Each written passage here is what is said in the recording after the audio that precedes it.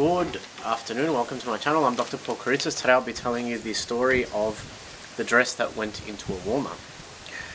Once upon a time there was a king who had 10 brave sons, or so he thought. He was very proud of them. He was also very proud of an apple tree that stood in his backyard. It produced, according to him, the very best apples. One year the tree stopped producing apples. One of the servants who was out there one day said, "You know what, King, this apple tree of yours has stopped producing apples. I don't know what's wrong with it. There must be perhaps someone stealing them." So what the king did was he got 2 of his sons to go out and investigate. He said, "Oh, we'll make sure you guys find out what's going on." So 2 of them went out one night and they find that a monster was actually stealing the apples from the branches. So they go back and they're like, "Well, Dad, this is what's going on." And the king says, "Well, I'm going to send 4 of you out there tomorrow so that you can kill this monster, and that'll put it to rest." So 4 of them went out the next day, and at the sight of the monster, which was completely intimidating to them, they took off back to the palace again. The next day, when the king confronted them, he said, "Well, what happened? Did you kill it?" And they were like, "No, we couldn't kill it. It was too strong. It was too powerful." So what the king said was, "Well, tomorrow I'm going to send all 10 of you out there and make sure that you've killed him." So all 10 of them go out the next day, but instead of going to kill the beast, they all go out to a tavern where they drank, ate, and partied the night away. The next day, the king confronts them and says, "Well, did you kill the beast so that we can go on with our lives, living in peace?" And they said, "Well, no, we couldn't do it. He was too strong." At that stage, a kitchen hand by the name of Carrot Top overheard their conversation and comes out and he says, "Well, you know what, King? Perhaps I might give it a shot. I want to try and kill this beast." And the king says, "Well, if my sons can't kill him, what makes you think that you will?" And he said, "Well, just give me a chance. I just want to have a shot." And the king said, "Okay, well, go for it." Of course, secretly he was wishing that Carrot Top failed, because that would make his sons out to be complete cowards in the eyes of the whole kingdom. So young Carrot Top goes out the next evening, waits for the monster to appear, and then once the monster appears, he shoots him, and the shot gets him in the chest area. The monster pretty much drops what it's doing and then just runs off howling into the night.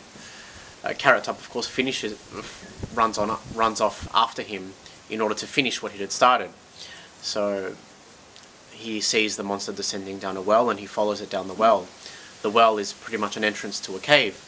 So there he goes down the cave, and of course the princes have followed, and they scream out after Carrot Top, "Are you sure you want to go down there? The monster might kill you."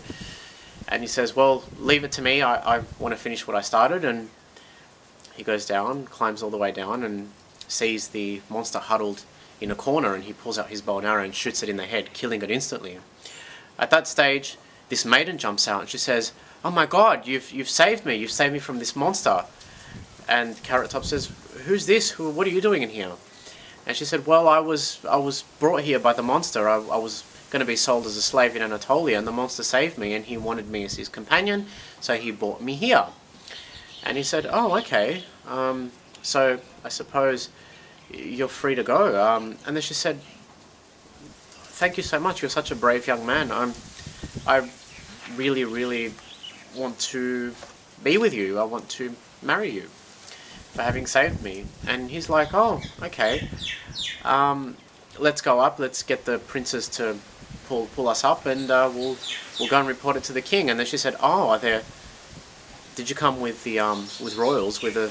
And then he said, "Yeah, with the king's 10 sons escorted me here." And she was like, "Oh, are you sure that that they're not going to try and pull some kind of a shifty on you, and say that they're the ones that killed the monster?" And he said, "I don't know, should I have reason to believe that?" And she said, "Well, they might they might want to do that, you know, to show their dad that they are actually brave. So she basically pulls out a walnut, and she says to him, well, here's this walnut. Inside the walnut is a wedding dress of 1,000 pleats embroidered with the sun, moon, and the stars, which basically folds out so you can pull out the wedding dress and out of the walnut, and it's all ready to go. And he says, what am I going to do with this? And then she says, well, you know, just in case, you can present it to the king afterwards and say that you're the one that actually rescued me. And he's like, okay, well, let's do it that way. And she said, just in case they decide to not pull you out after they pull me up, I want you to, there are 2 black rams, or there's 1 black ram and 1 white ram that come by here every afternoon. I want you to make sure that you jump onto the white ram, and that'll lead you up into the upper world. The black one will take you to the netherworld. And he said, okay, well, I've got that in mind. Hopefully they don't leave us behind. At that time, the princes were getting impatient. Hurry up, you guys, we need to pull you back up so we can go back to the palace. So, and they said, we want the maiden to go first. So the maiden pops on the chain that they had lowered, and they pull her up, and as soon as they see her, they see that she's extremely beautiful. And they're like, oh, well, you know, we're gonna tell the king that we rescued you, not Carrot Top. And she said, you can't. He's the one that rescued me. I want to marry him. And they're like, you're gonna do exactly as we tell you, otherwise you'll be really sorry. So they basically all go back off to the kingdom, to the palace, leaving Carrot Top behind. As soon as the king sees the maiden, he's like, oh, what's brought this? Who's this? And the princes say, well, look, father, we've not only killed the monster and liberated the apple tree, but we've also liberated this maiden from a well, who was kept hostage by the monster. And he says, wow, you're very beautiful, he tells the girl.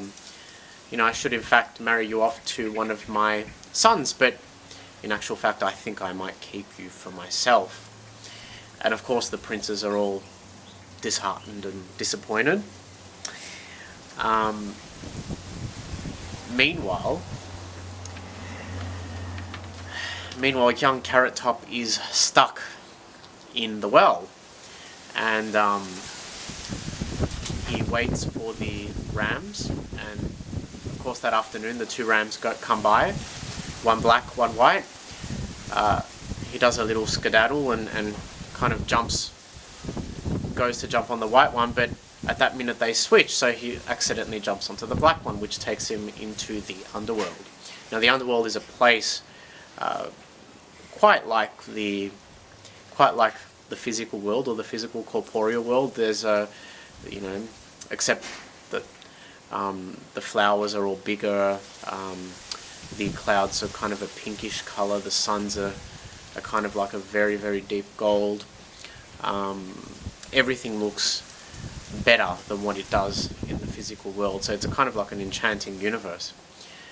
Once he's there, he doesn't quite know how to get back to his own world, so he starts walking around, and he runs into this little hut.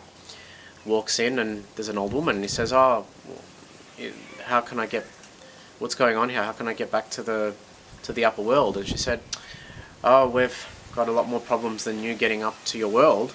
And he said, what's wrong? And she said, well, you know, we're pretty much dying of thirst here, because there's a monster here that's actually blocked up the spring, the local spring where we collect water. And the only way that we could appease this monster would be to offer the princess of the king, or the daughter of the king, as a sacrifice. And he said, so what did you guys do? And she said, well, we basically tied her to a tree as an offering and left her there. And he's like, what? You did what? You tied her to a tree?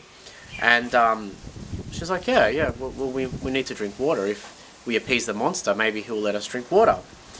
Anyway, he goes to the tree, or the place where the princess is strapped to the tree that night, and brings out his his bows and arrows, and he wants to kill the beast. So once the beast appears that night, he takes a shot and then aims in the chest area as he had with the previous monster, shoots it, but nothing happens. Now at this time he remembers that the old woman has told him that the monster has a magic tail. So in one of his aims he aims for the monster's magic tail, and as soon as he hits the magic tail, the monster perishes, he dies, he drops dead. He unties the princess from the tree, and she said, "Who are you? You're not of this world, are you?" And he said, "No, I'm from the upper world." And she said, "Please come to the palace, escort me back to the palace and come there. My dad will probably want to meet you." And he said, "No, I really need to get back to the upper world. I have this walnut that turns into a wedding dress that has been given to me by another maiden, and my future wife waits in that realm, in the upper realm." And she said, "Well, you need to come and meet my dad." And he says no. So he runs off and he goes back to the hut where he first met the woman. And of course the princess goes back home to her father and tells him, "This is what's happened. I've been liberated by a man called Carrot Top." And of course the king sends out a decree that anyone by the name of Carrot Top should appear before him, so that they can celebrate the occasion. Carrot Top basically pleads with the old woman at the cottage, "Please don't say anything about my whereabouts. I don't want to be found. I want to go back up to my own world." And she said, "Okay, well, I'll hide you here." At that point, the king figures out, well, how am I gonna get this Carrot Top guy to present at the palace? So what he does is he organizes a massive feast. He says, "We're going to have a massive feast, and everyone from all the kingdom will be invited to this feast, to basically so that we can all have a party and celebrate my daughter's liberation from this monster and the killing of this monster, of course at the hands of a young man who we don't know." So everyone shows up, and including the old woman. And the old woman, of course, being a bit cunning, sly, so to speak, tries to make off with a bit of pie. At that stage, the soldiers stop her and take her to the king and say, "This woman's stealing from us."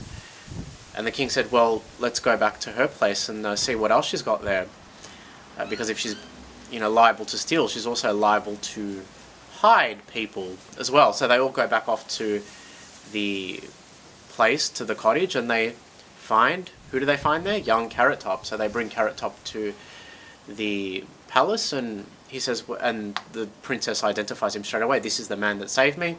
And the king says to him, "Well, you're a very brave man. You saved my daughter from this beast. You killed him. I would like to wed you to her and also to pass my throne to you." And he says, "No, I can't do that. There's another woman in the upper world who's waiting for me. I've got a wedding dress here, and she's the woman I want to marry." Of course, the king was a little bit sad at hearing this, but although he was very impressed with Carrot Top, with the big heart, with Carrot Top's big heart, so Carrot Top pleads, "Please let me go, help me get back to the upper world." And the king says, "Well, why would you want to go there? The king in the upper world is very evil. You're much better off over here. You'll have a beautiful wife. The whole kingdom is yours. You'll rule these people." And he says, "No." He goes, "Once I've made my promise, I don't break it." And he said, "Okay, I accept that." And then Carrot Top says, "Well, are you going to help me find a way home?" And the king says, "Okay, well, let's go and see what the 7 wise men have to say about this." So they consult the 7 wise men, and the 7 wise men say, "Well, we don't know how to get you back up to the upper world, though we will consult the 7 books, the 7 wise books, as they say." So they consult the 7 wise books, and inside the 7 wise books it says the only way to get back to the upper world is via a freshly killed snake. So, and Carrot Top hears this and he says, "What freshly killed snake? What does that mean?" And the wise men say it says what it says, so interpret it any way you want. Of course, Carrot Top is a little bit disheartened. He doesn't know what to do, so he just leaves the palace, disorientated, walks around, and sits down via an elk tree to rest. At that stage, he looks up and he sees a snake going up towards a nest, and it's a nest that holds eaglets. So he says, "Oh my God, this snake's gonna kill the eaglet." So he takes out his bow and arrows and shoots the snake, and the snake falls dead. At that stage, the parents, the two eagles, come back to the nest and they see Carrot Top they don't see the snake, they see Carrot Top looking towards the chicks, and they say, "Aha, so this is the person that's been eating our chicks, or that's been killing our chicks. Let's kill him." And the chicks cry out from their from their nest, "No, don't do anything to this brave young man. He's the one that saved us from the snake. The snake was going to eat us." So the two eagles say, "Well, what can we do for you? Is there anything that we can do for you?" And he says, "Yeah, I would really like to get back up to the upper world." And the two eagles look at each other and they say, "It's going to be a tough ask. It's the upper world is quite a distance from here. We're going to have to fly you there, but because the distance is so great, you're going to have to jump from one of us to the other during the course of the flight. And the way that you'll know is each of us will cry out 'Kra' when we want you to jump on the other one's back." And he says, "No problem." So he has a short rest, and then they start flying him up to the upper world. It takes quite a while to get there. During the time, he jumps across from one eagle to the next 12 times. So it was quite a long flight. So they drop him off at the upper world, or the realm where he was originally, and he begins to walk around and try and find himself back to the palace, which housed, of course, the princess that he wished to marry. But of course he couldn't go straight to the palace at this stage, so because it was quite a distance, so he just walked into another cottage, and he said to a tailor there, "Can you please take me on as your student? I would like to. All I want. I'll work for you. All I want is a piece of bread, a shelter, some place to stay." And the man was like, "Sure, you're fine. You can stay here." So during that time, back at the palace, of course, the king was trying to get the beautiful maiden, to marry him. He was like, "No, who are you to refuse me? I've been married 7 times before." She's like, "Well, no, I want to marry the man that I love." And then he said, "No, well, which other man can give you everything that I give you?"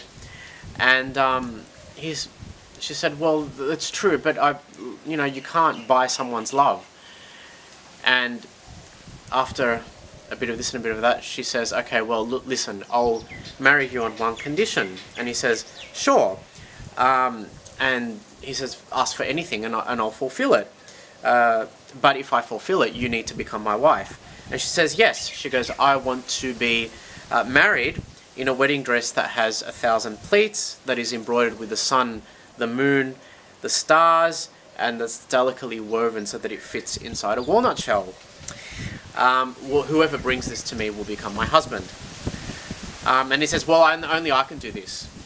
But if you can't," she says, "you need to give me your word that you'll marry me off to the man that can." And he says, "Fine." So basically he sends out a decree, a proclamation to the whole kingdom that says, "I will, in effect, I will cut off every head of every tailor in this kingdom unless one brings me a wedding dress that can fit into a walnut shell that's pleated with the sun, the moon, and the stars within 3 days. So you guys have 3 days to make this wedding dress for me and bring it to me." Of course, every tailor in the kingdom was in deep distress. The message also got to Carrot Top and the man that had employed him, the tailor, And Carrot Top turns around to his tailor and says, well, don't worry, I know how to do this. I have the complete solution. Just bring me some brandy and some walnuts, and in 3 days I'll have the wedding dress ready for you. So the tailor basically takes to Carrot Top everything that he needs, and says, well, you better start working on it, seeing as that it's, it's due in 3 days, and we're going to have to present it to the king. Otherwise, all of the tailors in the kingdom will be beheaded. And he said, no problems. Anyway, after 3 days, the tailor who was housing Carrot Top says to him, so, have you got the dress ready? And Carrot Top goes, yep. And he goes, where? He goes, all I've been seeing the past few days is that you've been sleeping and eating and doing nothing. And then Carrot Top pulls out the walnut and pulls out the wedding dress out of the walnut. And of course the tailor is very happy, as is his wife and the children. And he says, well, we have to go to the king and show him this at once.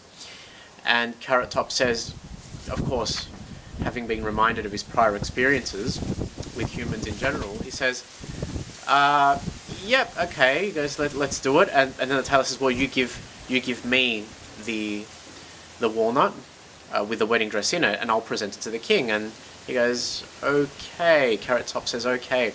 Of course, being much smarter the second time around, he gives the tailor a normal walnut, a normal chestnut rather, and he keeps the wedding dress, the walnut with the wedding dress, for himself. So they all go to the king, or they all present themselves before the king the next day. And of course the king, seeing Carrot Top, says, I thought you were dead. I thought, my sons told me that the monster down at the well killed you. And he said, no, that's not what happened. I'm the one that killed the monster, your majesty. And he says, who are you to spread such nonsense? I'll have you killed right before me. And then the maiden jumps in and says, he's the one that killed the monster. He's the one that saved me. He's the one that I want to marry. It's true. He's being truthful. And then of course the king pulls his sons up, and the sons say, no, we didn't. But then the maiden says, no, they're the ones that they lied. And then the king, obviously deep down, realizes what's actually happened. So he basically banishes his own children from the kingdom and says, I don't want to see you guys ever again. So off you go. So they all leave. Anyway, the tailor basically, that was accompanying Carrot Top, steps forward to the king and says, well, we have this wedding dress of yours, this wedding dress that goes into a walnut, and the king says, where is it? I want to see it. So he hands the walnut to the king. The tailor hands the walnut to the king. Then Carrot Top basically steps out and says, well, your majesty, can I please offer this walnut to this lovely maiden over here? And gives her the walnut. And of course the maiden grabs the walnut and then pulls the wedding dress out of the walnut, and she says, wow, here it is. Here's what you were going to make, and you didn't make it, to the king. And he says, what's going on here? And then instantly the maiden jumps into Carrot Top's arms and says, he's done exactly what you were going to do, and you said to me that you would marry me off to the man who could provide this wedding dress, or who could make this wedding dress. You need to give us our blessing now. And he says, the king couldn't believe what had happened. He was like, oh, okay. He didn't quite know what to say. And then he said, well, okay, I give you my blessing. And he was very, very angry. Of course, he had to let his pride down, so to speak. And he said, well, given that you two are going to get married, you might as well have my throne as well. So you two should rule in peace. I'm getting too old. You two have succeeded. You're good people. You'll rule well. And the king turns around to the tailor and says, as for you, I'm going to kill you. And Carrot Top turns around and says, well, no, you can't, because we've chosen him as our best man. So the king, is basically, he wants to grab the tailor and squeeze the life out of him. But as is often the case with a lot of folk tales and fairy tales, there's always a happy ending. So he turns around and says, okay, well, I'm defeated. I want it all my way and I can't have it my way. And you two have gotten the better of me. So basically, rule well, be well, and I give you everything. So the wedding day pretty much took place within a few days, and I was there as well, dancing and feasting all night through, or rather 9 nights through. So I hope you've enjoyed that one. It's one of the longer ones, and I will see you next time for another folktale. Take care.